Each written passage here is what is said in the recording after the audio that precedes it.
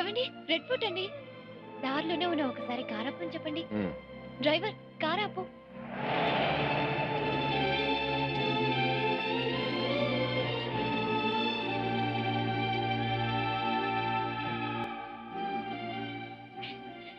ఇదే ఇదే కదండి ఎర్ర కోట అంటే. బ్రిటిష్ వాళ్ళు మన వాళ్ళందరినీ ఇందులోనే బందీలుగా ఉంచేవారట కదా.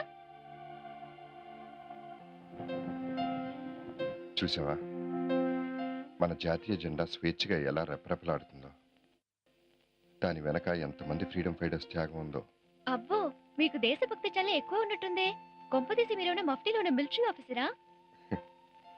దేశం మీద అభిమానం ఉండటానికి ఏ మిలిటరీ ఆఫీసరో పోలీస్ ఆఫీసరో కానక్కర్లేదు. ఈ దేశంలో పుడితే చాలు.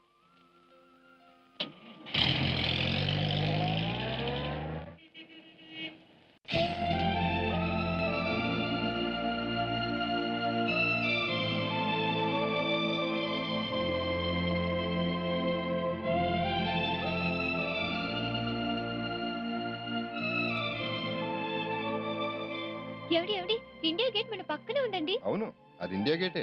నువ్వు ముందెళ్ళి స్నానం చేసిరా. అయ్యో అదేంటండి అలా మూసేశారు? మరి లేకపోతే ఏంటి? మనం హనీమూన్ ఎందుకు వచ్చాం?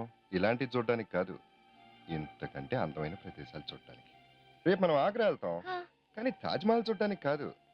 అలాగే కాశ్మీర్ వెళ్తాం, మంచు కొండలు చూడడానికి అసలే కాదు. అన్ని చోట్ల ఇలాగే కర్టెన్లు తలుపులు మూసేసుకుని ఇంతకంటే అందాలని ఎంజాయ్ చేయడానికి. పద పద, టక్మన్ స్నానం చేసి పట్మన్ రెడీ అవు.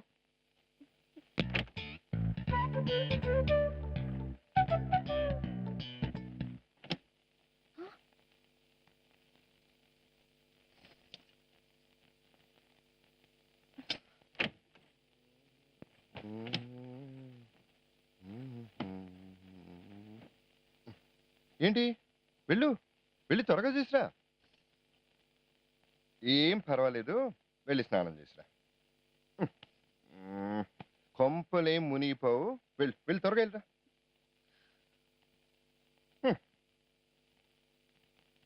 పోనీ ఒక పని చేస్తానండి, మన ఇలా బయటికి వెళ్ళి తిరిగి వచ్చాక చేస్తాను. బాగుంది. స్నానం చేయకుండా బయట తిరిగితే పోలీసులు అరెస్ట్ చేస్తారు. ఢిల్లీ చాలా స్ట్రిక్ట్. మర్యాదగా వెళ్ళి మర్యాదగా స్నానం చేసిరండి. ఎక్కడండి మర్యాద? ఇలాగైనా మర్యాద? ఆ భగవంతుడు నాకు రౌడీతో రాసి పెట్టాడు. నేను చెయ్యనంటే చెయ్యను. ఓకే, నువ్వు ఎప్పుడు చేస్తే అప్పుడే వెళ్దాం.